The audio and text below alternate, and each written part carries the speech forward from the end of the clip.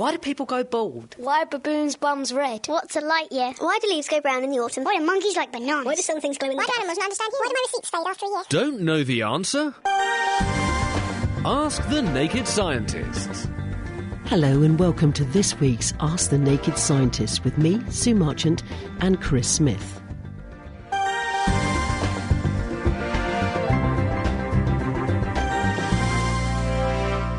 Now, Vicky has rung in to say that she has loads of frog spawn in her pond. Is it rather early for this? I think it's about the right time because frogs and lizards and newts and things begin to wake up from their winter sleep in about mid-February, and then they start making for ponds because, contrary to popular belief, most of these animals don't live in the water.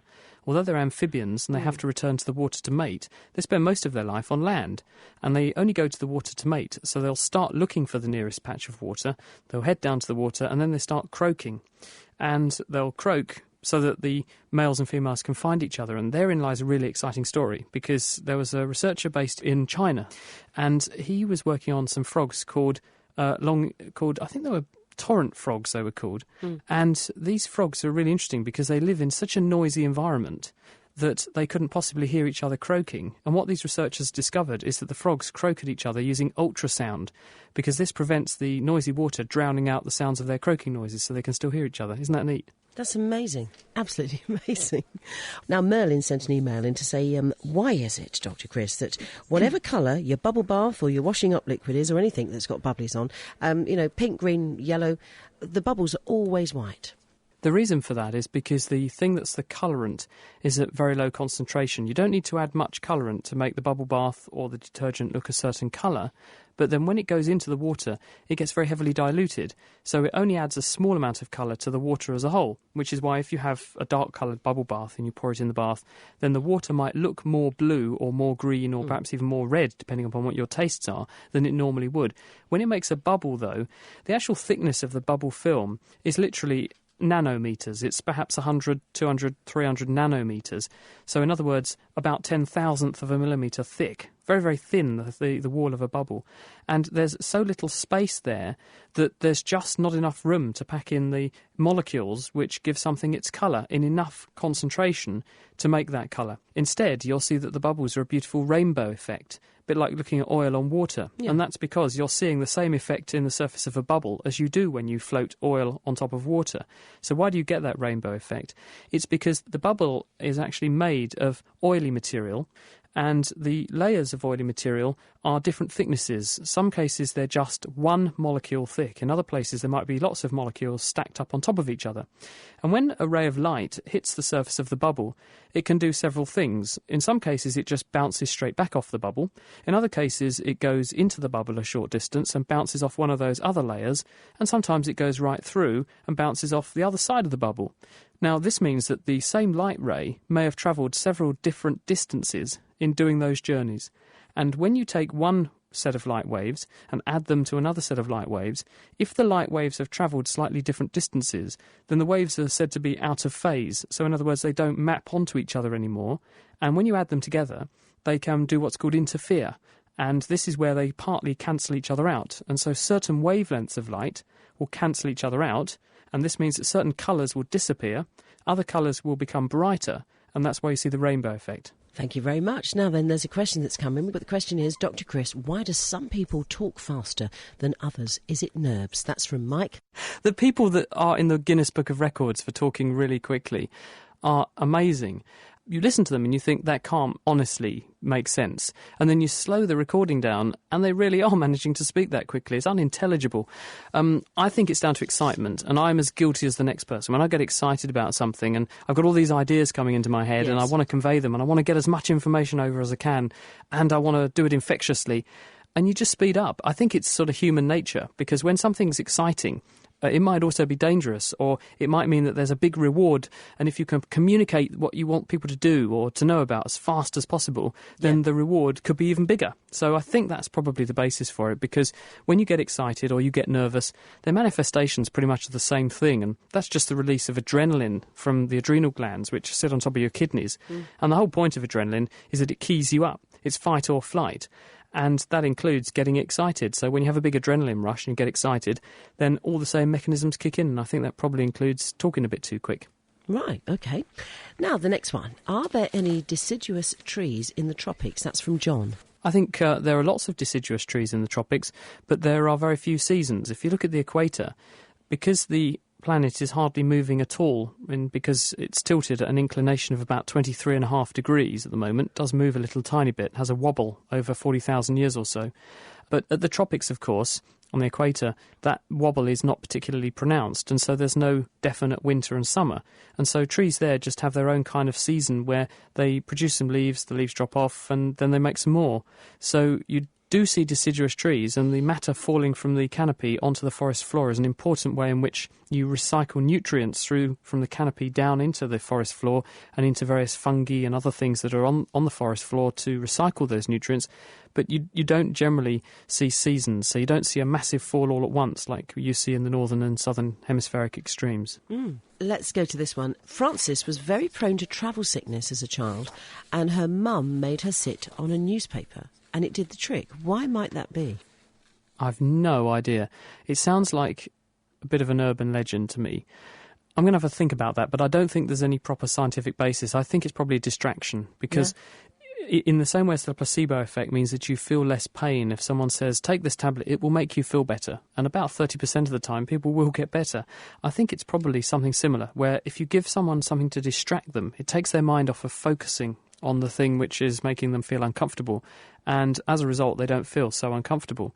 And with travel sickness, a lot of this is because you begin to feel a bit unpleasant, but then you focus on the symptoms you're experiencing, and because you're paying attention to them, they feel worse and they magnify. And this makes you feel worse, and the whole thing goes round in a vicious circle, and then you do really feel sick.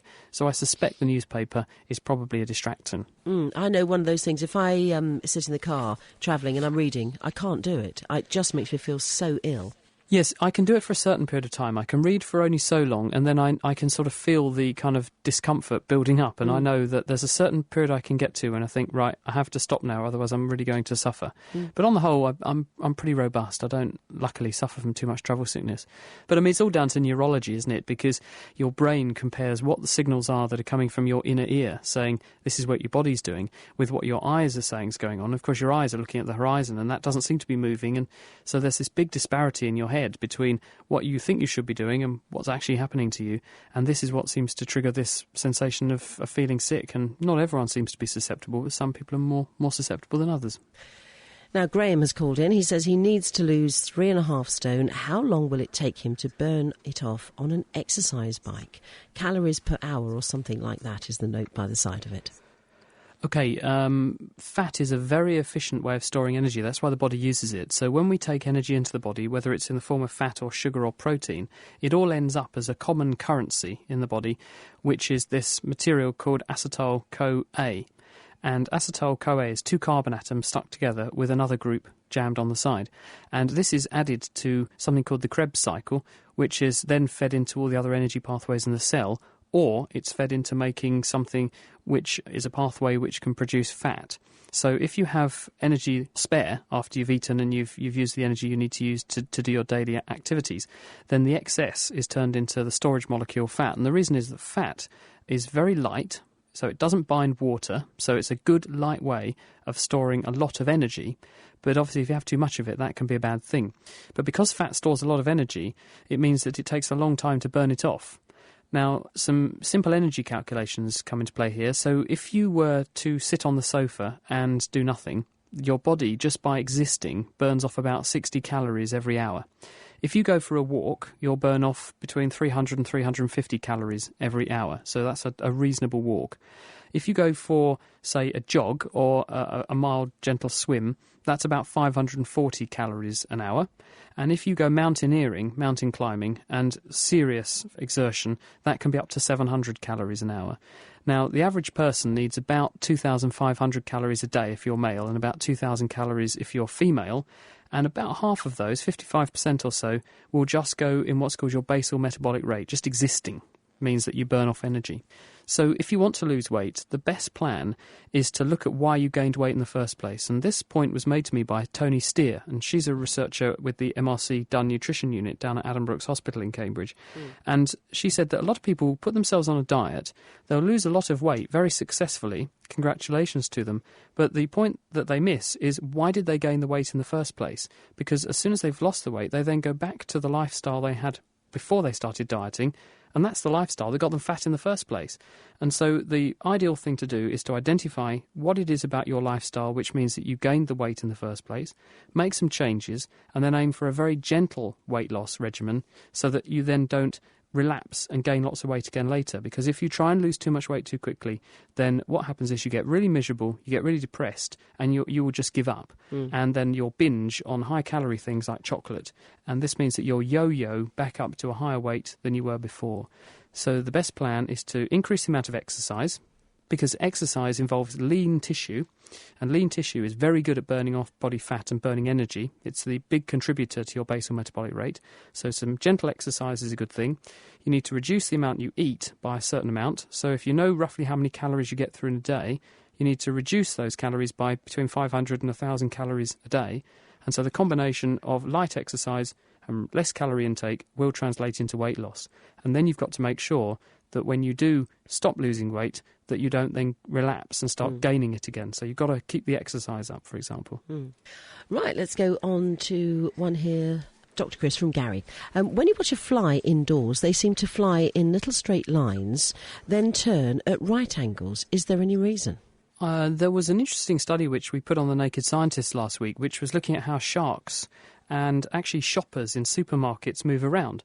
And the way in which sharks and fish do their hunting is that they make lots of little movements in one area, and then they fly or swim a considerable distance, and then they make lots of little movements in another. So if you were in a shop, what you would do is you were looking for something. It's worth looking carefully in one particular area, but then going a long way away and then looking carefully in that particular area, because it maximises your chances of finding what you're looking for. In the case of a person in a shop, they're looking for a tin of something. In the case of a shark in the wild, they're looking for the next fish that they can eat or something.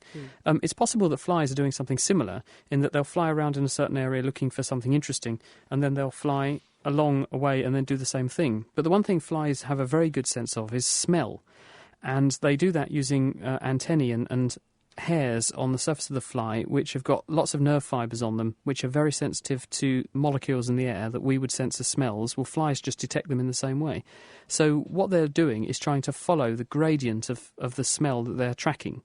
So the way that they do that is by flying backwards and forwards across the smell in order to work out where it's coming from, because they're comparing how strong it is in position A with position B, and that's why they make these cross movements, because they're able to compare the gradients, and they're looking for food, basically. They're looking for places to lay their eggs and that kind of thing. So I'd suggest it's probably hunting out food behaviour, and it's sniffing out where things that they find attractive in the environment are coming from. All right, your next question, Dr. Chris. Flooding might cause problems, so is it possible to remove salt from oceans to reduce levels? That's from Jake of Ipswich. Unfortunately, I don't think it is, because there's just so much of it. The oceans have been accumulating for about the last 4 and a bit billion years on Earth. They rise at the rate of a couple of inches every 20,000 years. Most of the water on Earth, we think, arrived in the form of comets. So when the planet first formed, it was just a rocky body. And when comets, which were leftover vestiges of the birth of our solar system, actually collided with the Earth, because comets are effectively dirty dust balls, icy dirt balls as some people call them, they got a lot of water on board, and they crashed into the Earth and deposited it. And because there are minerals in the rocks on Earth that are soluble, the water just soaks them up. And when it rains, you get rain landing on the ground. This dissolves more minerals from the ground, goes into rivers. Those rivers run into the sea, carry more minerals into the sea. So the sea is continuously becoming more salty, but at the same time salt is naturally being removed by chemical reactions, which is why the sea has got to a certain saltiness and stopped there. I don't think we'd have much to gain by taking the salt away. It would use enormous amounts of energy, and that energy's got to come from somewhere. That would probably make the greenhouse effect much worse, and so we'd all end up in much more trouble.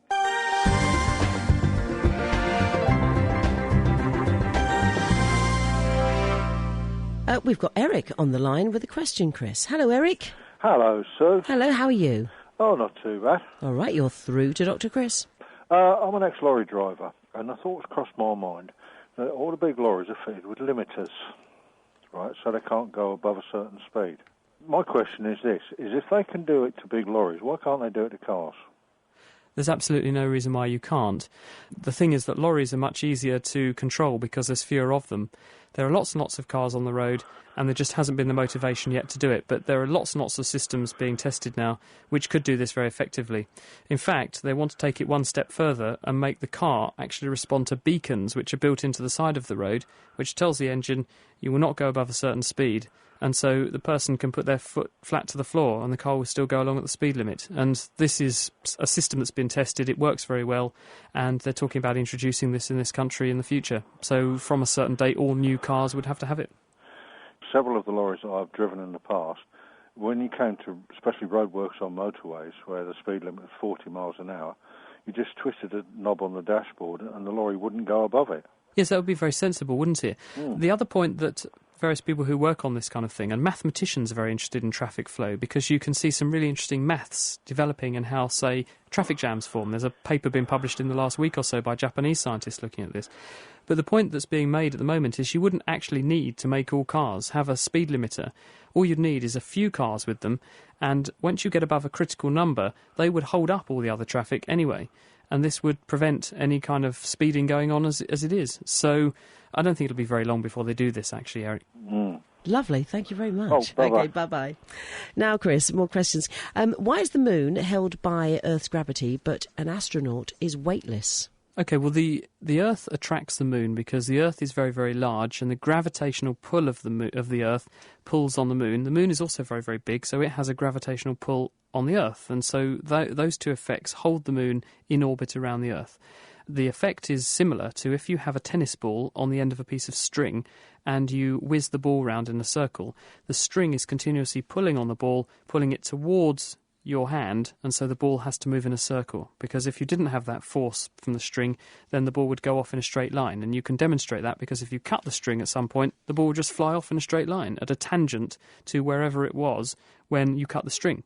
Now, your astronaut who's in space isn't actually moving in a straight line. He's in free fall all the time. He's also in a circular orbit, and although he feels weightless, at the same time he's still being pulled upon by gravity to stop him escaping from the Earth, and he actually goes round in a big circle. And that's why the International Space Station and the astronauts inside it do actually orbit the Earth. They're in a constant state of free fall, falling towards the Earth. Must play havoc with your indigestion, I would think. Let's get on to another one here. Peter in Spalding asks, is it a fact that animals and birds can detect storms, earthquakes, etc. long before we can? They all seem to go quiet before it happens. There's some evidence that animals are very attuned to environmental events, and they can respond to some of the signals that predate or presage the arrival of, say, a storm system. Because if you think about it, some storms occur when there's, say, a nice patch of clear weather, and this might herald the arrival of a storm in the future because the environmental conditions are building up towards a storm. And some animals can learn that when the weather does thing X, subsequently there's going to be event Y. And so they can actually plan ahead. They can detect the arrival of things like rain and stuff like that. In terms of seismic events like earthquakes, not even humans can detect that using the most expensive computers in the world. We can't predict when they're going to happen. All we can do is to have a look at where the fault zones are on Earth, and we can make predictions that at some point in the future something's going to happen there. But we don't know with any kind of decent real-time resolution when it's going to happen. Now, some people said when we had the earthquake in the UK last week that their animals behaved a bit strangely or seemed to be able to predict that there's something going to happen. But in fact, what they were probably doing is they were talking about the way their animals behaved in the time span of the actual earthquake. Because these earthquakes originate from very deep down in the ground, perhaps 5 or 6 miles. In the case of the one last week, it was about 5 to 10 miles underground near Grimsby. And it takes a while for the vibrations that are triggered by that movement of rock against itself to percolate up to the surface. And some sound is going to arrive first, and then the vibration is going to build up. The resonance is going to build up. So it might be that animals are very sensitive to the initial arrival of those vibrations. And it's that they are responding to when people said their pets went a bit quiet or their dog stopped barking or started barking when this happened last week. That would be my suspicion. All right, well, John has sent a text in about the causes of pancreatic cancers and the symptoms, and of course the news about Patrick Swayze springs to mind there. First of all, though, before we answer that one, Ian is on the phone with a question. Hello, Ian. Hello there, Sue. Hello there, you're through to Dr. Chris. Hello, Chris. Hi, Ian. What is the difference between burning fat and burning calories? There is no difference, to be honest, Ian. On my heart rate monitor, it lets you know how many calories you burn per hour and fat. The difference between, say, burning fat and burning sugar is just the amount of energy that they contain. So if you look at, say, fat, the amount of energy in a certain weight of fat is about 9 times the amount of energy in the same weight of sugar. So in other words, there's much more energy density in fat than there is in sugar. And protein sits somewhere between the two. So, in other words, you'd have to do a lot more exercise to lose the same amount of weight in fat as you would sugar. No, it's just that, I can burn a lot of calories, but it also says I burn a hell of a lot of fat as well. You might be burning a lot of fat, but if you've just eaten a bag of sugar, I can guarantee that your body would preferentially use the bag of sugar, because sugar's much easier to metabolise. Yeah, so that's carbohydrate, isn't it? The sugar. It is. And there's a biochemistry textbook called Stryer, which every medical student buys when they first go to medical school, and they have a very important paragraph in there, and it says, fats burn in the fire that's created by carbohydrates. So your body has this sort of carbohydrate fire where it's burning glucose and turning that into carbon dioxide. So 1 molecule of glucose is C6H12O6, and you add to that 6 molecules of oxygen, 6O2, and what comes out is 6 CO2, 6 molecules of carbon dioxide, 6 molecules of water, and also lots of energy. Now that is the fire that you can feed fat into, and when you add fat to that fire, you get lots of energy out. But you've got to have that fire burning on glucose first before you can burn the fat. One other thing, Chris, if you don't mind. What sort of build would burn more calories? A sort of a muscular build or a build where they're carrying a wee bit more fat? You often hear people that are a bit overweight might say, it's my metabolism. Now, there are very few conditions where your metabolism will make you carry too much weight. There's one, and that's where the thyroid is a bit underactive. But that's far and away only a tiny minority of the number of cases of people with a bit too much weight. The people who carry a bit too much weight probably have a higher metabolic rate than I do. In other words, they're burning more calories. And the reason for that is that you're carrying around a lot of extra weight. It's a bit like if I gave you a bag of potatoes to hulk around with you. And that burns energy. It takes a lot of effort to carry around potatoes, and you're carrying around that weight on your body all the time. You're doing work. You need to provide the energy from somewhere. So someone who's highly muscular, though, so say they weigh the same as someone who's quite lazy, so they're the same weight as the muscular person, so the weight must be extra fat rather than muscle.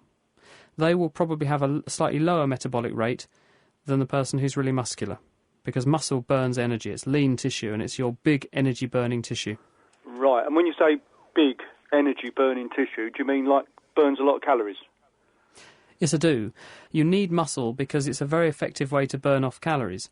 And that's why exercise is really good in terms of weight loss. Right. Because if you do exercise, you preserve your muscle.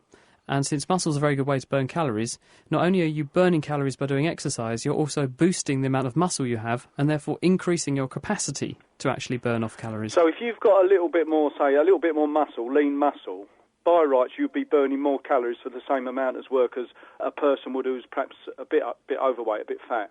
It would depend on whether they weighed the same as you. If they're actually shunting round the same weight as you, but they're very muscular and you're very fat, you weigh the same though, then probably the muscular person, because they've got a lot more lean tissue, is going to have a higher metabolic rate than the fatter person. Right. Thanks a lot, Chris. Good luck with your muscles, it's a Ian. pleasure. Yeah, thank you very much. Take care. Bye. Bye-bye. The causes of pancreatic cancers. Well, the problem with pancreatic cancer is that we don't actually know what causes it. There are some things that are associated with it, and by that I mean if you do certain things, you're more likely to get pancreatic cancer. And there are some genetic conditions that have been linked to it. These are conditions which trigger the formation of tumours in the pancreas. They're quite rare, though. But what we do know is that smoking is definitely associated with pancreatic cancer. So if you smoke, then you are increasing your risk of that. Other than that, it's a very nasty cancer to get because it tends to turn up or present very late. By that I mean that by the time you tend to get symptoms from it, it's already quite advanced, and this means it's very hard to treat because it's likely to have spread. The likely presentation, in other words, how people tend to turn up at the doctors with pancreatic cancer, is that they suddenly and abruptly go yellow. And this is because the bile from the liver, which drains from the gallbladder below the liver into the intestine, which helps you to absorb fats from your diet, has to pass through the head of the pancreas. And the pancreas adds to that duct pancreatic juice, which is also used in digestion. And if you have a tumour at the head of the pancreas, which is quite a common site for getting cancers in the pancreas, it can squeeze on the duct and block it, so the bile can't get out, and as a result it backs up and then tips over into the bloodstream, and bile is a yellow colour, so it makes you look yellow, and that's called jaundice. So lots of people just present with jaundice, and also because the bile, when it gets into your intestines, gets modified by bacteria and turned into a dark pigment called stercobilin, people also say that what they put down the toilet, their faeces, turn a pale colour. They go a sort of pale clay colour. And this can be one sign of pancreatic cancer. But the good news is that there's also another condition that will produce almost the same symptoms, and that's if you have gallstones. Because if you get some gallstones, which are crystals of the salts that are in bile, if one of those goes down the duct and blocks it, it can produce the same kind of yellow pigmentation of the skin. The difference is that it is often painful, and this is how doctors often discriminate pancreatic cancer from gallstones, because gallstones produce very characteristic pain. Often after you eat a fatty meal, you get this pain. It's a colicky pain. It stays there for quite a while, and then it goes away. Pancreatic cancer is often painless. Luckily, it can be diagnosed quite quickly with a scan, and there are various operations that people can have which can offset some of the effects of the cancer, but it is very, very difficult to treat. Right, OK, well done, Chris. And one here about somebody who has a little boy who has lots of nosebleeds. He's 6. He's had 3 nosebleeds today. It happens quite frequently, but there are long breaks between it happening. Why is it happening, and should it be checked out? He's 6 and he's having waves of 3 or more nosebleeds at a time. It might be worth, if this is a regular problem, getting someone to take a look, because your blood should clot fairly easily and you shouldn't get lots of nosebleeds. But if it's coupled with other symptoms like easy bruising, then I'd be a little bit worried, and it might be worth getting him checked out just to make sure everything's okay. But the commonest cause of nosebleeds actually is your index finger, in other words, the picking finger. And whenever you see someone in the hospital or in the doctor's surgery who says they're having nosebleeds, you always have a look at the fingers, and especially under their fingernails, to see if there's signs of dried blood there, because lots of people will pick their nose and they irritate the membranes or damage the very, very delicate membranes on the inside of the nose, and this dislodges scabs and things, and it makes them bleed. And kiddies are notorious for picking their noses, and that will trigger those kind of things, because trauma to the nose. Other reasons why you can get nosebleeds are virus infections and bacterial infections. When you get a nasty cold, you've got a virus which is replicating or growing in the tissues in your nose, and it injures the tissue and causes inflammation at the same time. And the injury can then be super infected. You can get a bacterium coming in on top of the virus and growing there, and this further compounds the injury, and blood vessels get damaged and they tend to ooze blood. And that's why when you have a bad cold or something, or a sinus infection, and you blow your nose, you can sometimes see flecks of blood on the handkerchief. But if this is allowed to carry on for a while and you keep irritating it by vigorous nose blowing and also picking your nose, then it can make you have a nosebleed.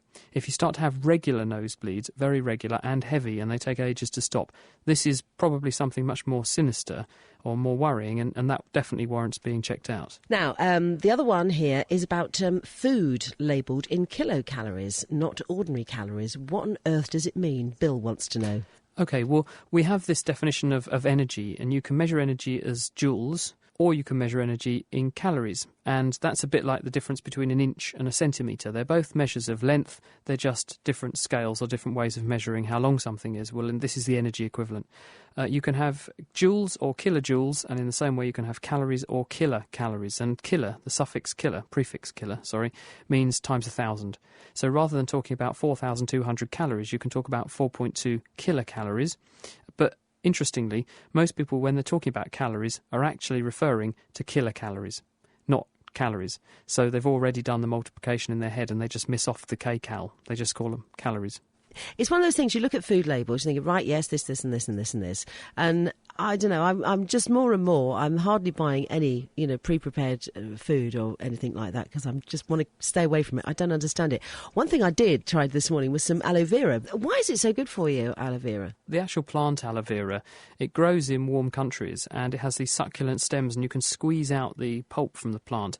And it's got anti-inflammatories in it. They've got aspirin-like effects and it's very good as an after-sun treatment, in fact. If you have sunburn, you can apply it to the skin and it has this aspirin-like antioxidant and anti-inflammatory effect. It blocks the inflammation that sunburn triggers. And so it's just anti-inflammatory, and that's how it works. One here, Bill in Cambridgeshire says, is there a natural sedative available to help combat the fear of flying?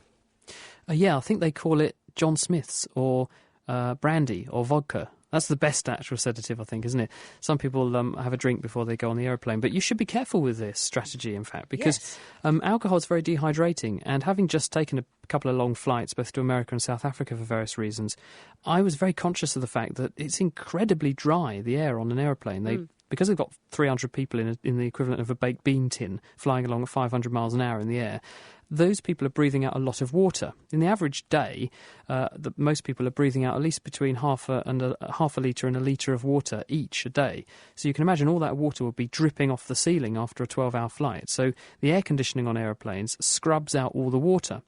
And this results in very dry air, which dehydrates people even more. And if you get more dehydrated, not only do you feel bad, but it makes your blood volume drop, and this makes your blood sludgier and stickier, and it therefore increases the risk of you having economy class syndrome. This is assuming you travel in economy class, which is where you get blood clots. And this can, of course, lead to pulmonary embolism when the blood clot comes from the veins in the legs, usually, and makes its way up to the lungs. So it's worth staying well hydrated on an aeroplane, especially if you do have a drink. But alcohol, I find alcohol is very good at calming the nerves under those circumstances. That's it for this week. Our doctors will be back with me next week for more Ask the Naked Scientist. But don't forget, you can also catch them on the Naked Scientist podcast, which you can find on the Naked Scientist website, www.nakedscientist.com. The Naked Scientists are sponsored by the Wellcome Trust, the EPSRC and UK Fast. For more information, look us up online at nakedscientists.com.